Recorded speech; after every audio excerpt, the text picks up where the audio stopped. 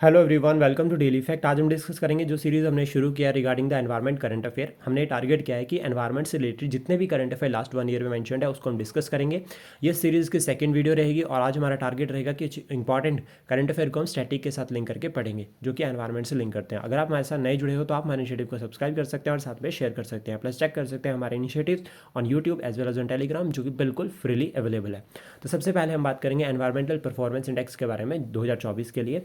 तो इसको कौन पब्लिश करता है? Yale centre for environment, Yale centre for environmental law and policy. और इसमें जो भारत का रैंक आया दैट इज़ 176 और टॉप अगर हम बात करें तो इसमें एस्टोनिया ने किया है। प्लस साथ में इन्होंने ये भी कहा है कि एंथ्रोपोजेनिक SO2 एमिटर अगर हम बात करें तो वो है भारत, टॉप लेवल पर चल रहा है SO2 एमिटर में भारत। नेक्स्ट उसके बाद है नेशनल कंजर्वेशन इंडेक्स।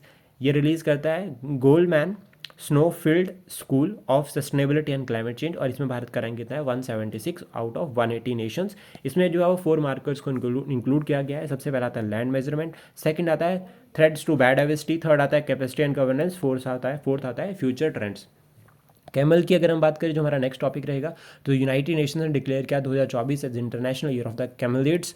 और यहाँ पर अगर हम बात करें कैमल्स जो है वो आपके एशिया और अफ्रीका में मिलते हैं। एक हर्बीवोरस है जो कि सर्वाइव करते हैं हॉट क्लाइमेटिक कंडीशंस में। कैमल्स की अगर हम बात करें भारत में तो राजस्थान का स्टेट एनिमल जो है वो कैमल को कहा जाता है और फेमस है कराई कैमल। कराई कैमल को लेकर ऑलरेडी एक बार एग्जाम में क्वेश्चन बन रखा है। कराई कैमल्स गुड स्विमर्स होते हैं, तो याद रखना कराई कैमल्स गुड स्विमर्स होते हैं।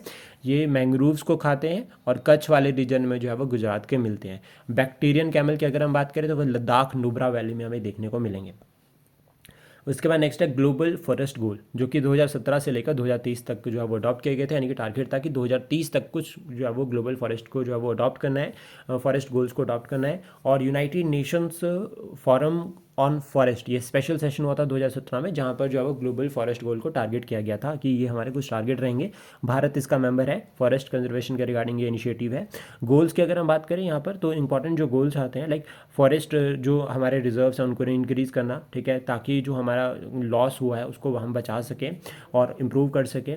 प्लस साथ में यहाँ पर जो है वो टारगेट किया जा रहा है कि जो फॉरेस्ट के बेनिफिट है improve forest benefit and livelihood, protect forest and use sustainable forest products, ठीक है, mobilise resources, corporate and work access sector work across sectors होगा, ठीक है। लाइक अगर हम बात करें कि जो डिफरेंट एरियाज़ है, ठीक है, उन सभी के बीच में जो है वो एक कॉपरेशन बनाया जाए फॉरेस्ट कंजर्वेशन के रिगार्डिंग।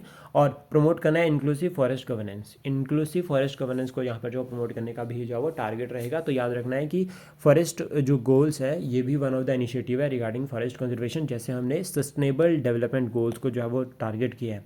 देन उसके बाद इंटरनेशनल एग्रीमेंट ऑन फॉरेस्ट, ये इसको जो है एस्टेब्लिश किया गया 2000 में और यहाँ पर टारगेट किया जा रहा है, ठीक है, management conservation and responsible development of all type of forest. Management conservation and sustainable development of all type of forest जो है वो यहाँ पे टारगेट किया जा रहा है।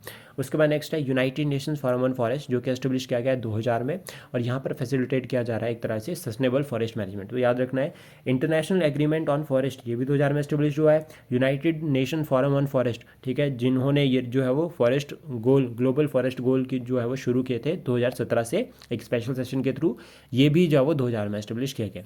उसके बाद नेक्स्ट आता है मैंग्रोव कंजर्वेशन। मैंग्रोव्स की अगर हम बात करें तो इनका जो कंजर्वेशन स्टेटस है under the IUCN red listed तो वो वनरेबल, क्रिटिकली इंडेंजर्ड और इंडेंजर्ड में इंक्लूड किया गया है। ऐसा कहा जाता है, एक रिपोर्ट के अकॉर्डिंग है कि 50% से ज़्यादा मैंग्रोव्स जो है वो क्लासीफाइड हो चुके हैं वनरेबल, क्रिटिकली इंडेंजर्ड और इंडेंजर्ड कैटेगरीज में। भारत की अगर हम बात करें मैंग्रोव कंजर्वेशन के रिगार्डिंग कौन कौन से इनिशिएटिव है तो याद रखना है मिस्टी स्कीम, ठीक है, SAIME scheme, magical mangrove campaign, awareness campaigns और कोस्टल डेवलपमेंट। कोस्टल डेवलपमेंट भी मैंग्रोव्स फ्रंट लाइन डिफेंस की तरह काम करते हैं और बहुत इंपॉर्टेंट रोल जो है प्ले करते हैं कोस्टल डेवलपमेंट में और कोस्टल जो कम्युनिटीज़ हैं उनको प्रोटेक्ट करने के लिए। और अभी रिसेंटली अगर हम बात करें तो उड़ीसा का एग्जांपल हम यहाँ पर लिख सकते हैं जिसमें भितरकनिका के जो मैंग्रोव्स है उन्होंने अगेंस्ट साइक्लोन जो है वो कोस्टल कम्युनिटीज़ को प्रोटेक्ट किया। देन उसके बाद नेक्स्ट है nature restoration plan. Nature restoration plan European union ने रिसेंटली अप्रूव किया है, उनका ये इनिशिएटिव है। उन्होंने टारगेट किया है कि जो हमारा नेट जीरो टारगेट है 2050 तक का हमें उसको अचीव करना है। यूरोपियन यूनियन ने कहा तो उसके लिए वो एक कॉम्प्रेंसिव लॉ जो है वो लेकर आए हैं। उन्होंने टारगेट किया है कि जितने भी जो प्रोविजंस रहेंगे, प्लान रहेगा वो बाइंडिंग होगा, ठीक है, और बाइंडिंग रिस्टोरेशन टारगेट यहाँ पर रखे जाएंगे। प्लस इसमें ये भी टारगेट किया गया है कि ऑल इकोसिस्टम रिस्टोर करेंगे हम 2050 तक। तो रिस्टोरेशन प्लान में क्या उन्होंने टारगेट किया है, उन्होंने कुछ रूल्स एंड रेगुलेशन बनाए, उन्होंने कुछ टारगेट रखे और उन सभी को कब तक अचीव करना है, 2050 तक जो है अचीव करना है। उसके बाद नेक्स्ट है हाई सी ट्रीटीज़। हाई सी ट्रीटीज़ उन सीज़ के साथ लिंक करती है जो कि इंटरनेशनल है। इंटरनेशनल मतलब वहाँ पर एक्सक्लूसिव इकोनॉमिक जोन जो है वो किसी भी कंट्री का जो है वो लिंक नहीं होता है। तो वहाँ पे जो रिसोर्सेज है, ठीक है, वहाँ पे जो मेराइन जो बायोलॉजिकल डाइवर्सिटी है उसको कैसे प्रॉपर मैनेज किया जाए, कैसे कंजर्व किया जाए, कैसे सस्टेनेबल यूज़ किया जाए, वो सभी जो है वो हाई सी ट्रीटी के अकॉर्डिंग जो है वो डिसाइड होता है। और ये जो है वो एक इंटरनेशनली लीगली बाइंडिंग ट्रीटी है, ये सभी को फॉलो करनी पड़ती है, लीगली बाइंडिंग है। देन उसके बाद नेक्स्ट है UN convention on laws of the seas. ये भी जो है वो आपका जो है वो इंटरनेशनल सी के साथ लिंक करता है। ये कॉम्प्रिहेंसिव लॉ है, ठीक है, for the legitimate behaviour on the use of the seas and ocean everywhere, ठीक है। इसको अडॉप्ट किया गया है 1982 में और इसकी इन्फोर्समेंट 1994 में हुई। भारत इसका मेंबर है, यस याद रखना भारत इसका मेंबर है। देन उसके बाद है इंटरनेशनल कोरल रीफ इनिशिएटिव, जो कि फाउंड किया गया है 1994 में।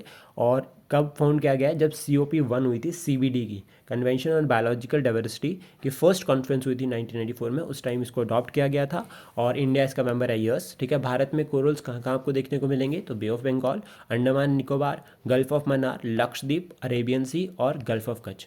अभी एक क्वेश्चन है यहाँ से आपके लिए कि कोरल्स जो है वो इक्वेटर वाले जोन में सबसे ज़्यादा होते हैं या ट्रॉपिक्स में सबसे ज़्यादा होते हैं, ये आप कमेंट बॉक्स में बता सकते हैं। देन उसके बाद coral conservation initiative in India कि कौन कौन से कंजर्वेशन जो इनिशिएटिव्स है कोरल्स के रिगार्डिंग, तो coastal regulation zone notification of 1991, environmental protection act 1986, coral species under schedule 1 of the wild life protection act 1972, coral reef recovery project 2008, community engagement की तरफ फोकस किया जा रहा है और सस्टेनेबल डेवलपमेंट। तो ये कुछ इंपॉर्टेंट इनिशिएटिव है रिगार्डिंग द कोरल्स। अभी एक और क्वेश्चन एग्जाम में पूछा गया कि ग्रेट बैरियर रीफ वो कौन सी कंट्री में है, ठीक है, याद रखना ऑस्ट्रेलिया। और ऑस्ट्रेलिया में कहाँ पर है, इस तरह से जो है वो एग्जाम में क्वेश्चन बन रखा है। तो हमें एक मल्टी डायमेंशनल अप्रोच को लेकर जो है वो अपने जो है वो करंट अफेयर को या फिर अपनी जो प्रिपरेशन है प्रीलिम्स की उसको कवर करना है। रामसर कन्वेंशन की अगर हम बात करें तो वेटलैंड से लिंक करता है, जो कि अडॉप्ट किया गया था 1975 में और इसने काम करना शुरू किया है 1975 से 1971 सॉरी याद रखना 1971 में जो है वो इसको अडॉप्ट किया था और 1975 से इसने काम करना शुरू किया है। भारत मेंबर बना है 1982 में, तो 3 साल हो गए हमें याद रखने के लिए। 1971 में रामसर कन्वेंशन हुआ था ईरान में, जहाँ पर जो है वो वेटलैंड कंजर्वेशन की बात की गई थी। उसके बाद इसने काम करना शुरू किया 1975 से और भारत इसका मेंबर बना है 1982 में। रामसर लिस्ट की अगर हम बात करें ऑफ वेटलैंड्स, जो कि हाई मतलब एक तरह से वो वेटलैंड्स यहाँ पर इंक्लूड होते हैं जो कि ह्यूमैनिटी के लिए बहुत इंपॉर्टेंट सिग्निफिकेंस रोल प्ले करते हैं। और भारत में अगर हम बात करें तो टोटल 89 जो है वो अभी रामसर साइट है, जिसमें हाईएस्ट जो है वो तमिलनाडु में है। देन उसके बाद उत्तर प्रदेश, तमिलनाडु में अराउंड 20 के करीब है। और मॉन्ट्रेक्स रिकॉर्ड एक ऐसा जो है वो रिपोर्ट है, ठीक है, एक ऐसा रिकॉर्ड है जिसमें अगर हम बात करें कि वो साइट्स को इंक्लूड किया गया है जिनकी साइंटिफिक इंपॉर्टेंस बहुत ज़्यादा है, लेकिन उनको अगर हम बात करें खतरा भी उतना ही ज़्यादा है, ठीक है, ड्यू टू ह्यूमन इंटरफेरेंस। तो यहाँ पर लोकतक लेक को इंक्लूड किया गया है, मणिपुर और केवलादेव नेशनल पार्क जो कि राजस्थान में, इन दोनों को जो है वो मॉन्ट्रेक्स रिकॉर्ड में इंक्लूड किया गया। तो याद रखना 2 है। चिल्लिका लेक भी इसमें पहले थी लेकिन फिर चिल्का लेक उसमें बाहर निकाल दिया। इंपॉर्टेंट वेटलैंड्स की अगर हम बात करें तो देखो पैंगोंग की अगर हम बात करें तो एक एंडोरेमिक जो है वो एंडोरिक जो है वो लेक है जो कि लैंडलॉक्ड है और ये वर्ल्ड की हाईएस्ट सॉल्ट वाटर लेक है, जिस यहाँ पर अगर हम बात करें तो 1/3 जो है वो भारत में है, एक जो है वो पाकिस्तान में चला जाता है, पाकिस्तान सॉरी चाइना में चला जाता है। देन उसके बाद ये इंडस रिवर जो इंडस बेसिन है उसका पार्ट नहीं है। तो पोंगोंग लेक याद रखना सॉल्ट वाटर लेक है, इंडस का पार्ट नहीं है। और इसका जो एक फीचर रहता है वो रहता है कि कलर जो है वो डिफरेंट टाइम मतलब जो डिफरेंट टाइम्स में चेंज होते रहते हैं, कलर चेंज हो जाते हैं इस लेक के। इस लेक में पानी है वो डिफरेंट कलर्स में दिखाई देता है। उसके बाद कन्वर लेक की अगर हम बात करें बिहार में है, फ्रेश वाटर लेक है, ठीक है, नेचुरल वेटलैंड है और बिहार की फर्स्ट रामसर साइट है, that's why it is very important. उसका सुंदरवन की अगर हम बात करें तो वर्ल्ड का लार्जेस्ट मैंग्रोव इकोसिस्टम है सुंदरवन, वर्ल्ड का लार्जेस्ट डेल्टा भी है और फेमस है रॉयल बंगाल टाइगर के लिए। उसका नेक्स्ट आता है पुलिकिट लेक। पुलिकिट लेक की अगर हम बात करें तो आंध्र प्रदेश और तमिलनाडु में एक्सटेंशन है, second largest brackish water lake है ये और in India after the Chilika lake. Chilika lake Orissa में है, उसके बाद दूसरे नंबर पर जो है वो पुलिकिट लेक आती है ब्रैकिश वाटर में और सेपरेट होती है बे ऑफ बंगाल से, श्रीहरिकोटा से। श्रीहरिकोटा एक आइलैंड है जिससे ये सेपरेट होती है, कहाँ से, बे ऑफ बंगाल से। देन उसके बाद नेक्स्ट है ग्रीन वाटर। ग्रीन वाटर की अगर हम बात करें तो इसको जो है वो एक तरह से रेफर किया जाता है moisture in the soil and vegetation. Moisture in the soil and vegetation को रेफर किया जाता है ग्रीन वाटर, ठीक है। ये हाइड्रोलॉजिकल साइकिल का पार्ट है जो कि ऑब्जर्व किया जाता है रूट के द्वारा, यानी कि जो पानी या जो मॉइस्चर और जो आपका सॉइल में मॉइस्चर है वेजिटेशन में जो है उसको जो रूट्स ऑब्जर्व कर रही है जो, तो उसको जो है वो ग्रीन वाटर कहा जाता है। ब्लू वाटर अगर हम बात करें तो surface water and the ground water, for example reverse और लेक, तो नदियों में जो पानी है उसको ब्लू वाटर कहा जाता है। ग्रीन वाटर जो रूट्स ऑब्जर्व कर रही है, जो मॉइस्चर जो है वो सॉइल और वेजिटेशन में है। साइट्स की अगर हम बात करें, convention on international trade in endangered species of wild fauna and flora, तो इसको ड्राफ्ट किया गया 1963 में, लेकिन इसने काम करना शुरू किया 1975। याद रखना है, रामसर कन्वेंशन ऑन वेटलैंड ने भी 1975 में काम करना शुरू किया था। 184 पार्टीज है इसमें, भारत इसका मेंबर है। यस, इसका हेडक्वार्टर कहाँ पर है? ग्लैन स्विट्जरलैंड में। और 3 जो है वो यहाँ पर अपेंडिक्स इंक्लूड की गई है। पहली अगर आती है तो उसमें बात करें जो कि थ्रेटन्ड स्पीशीज़ और उनकी ट्रेड प्रोहिबिटेड है, उनकी ट्रेड नहीं होगी, दैट इज़ इन अपेंडिक्स 1 में। और सेकंड में आती है species are not under threaten but activities like trade export जो है वो उसके लिए परमिशन की ज़रूरत लगेगी। उसका थर्ड आता है ट्रेड रिक्वायर्ड परमिट, सिर्फ उनको परमिट चाहिए, उनको खतरा नहीं है। और रिपोर्ट की अगर हम बात करें साइट्स रिलीज़ करती है तो that is world wild life trade report, तो याद रखना है रिपोर्ट्स भी एग्जाम में बन जाती है। IUCN की अगर हम बात करें, international union for conservation of nature, जो कि वर्ल्ड की फर्स्ट ग्लोबल एनवायरमेंटल ऑर्गेनाइजेशन है जिसने फोकस करते हैं नेचर कंजर्वेशन और सस्टेनेबल यूज़ ऑफ रिसोर्सेज। इसको एस्टेब्लिश किया गया 1948। इसका भी हेडक्वार्टर कहाँ पर है? Gland Switzerland. उसका नेक्स्ट है वर्ल्ड वाइल्ड लाइफ फंड, जिसको एस्टेब्लिश किया गया 1961 में। इसका हेडक्वार्टर ग्लैन स्विट्जरलैंड में है। फेमस है लिविंग प्लैनेट रिपोर्ट के लिए, और अर्थ आवर भी होता है जो कि 2007 से शुरू किया था। 1 घंटा जो है वो पूरी लाइट्स जो है वो ऑफ कर दी जाती है।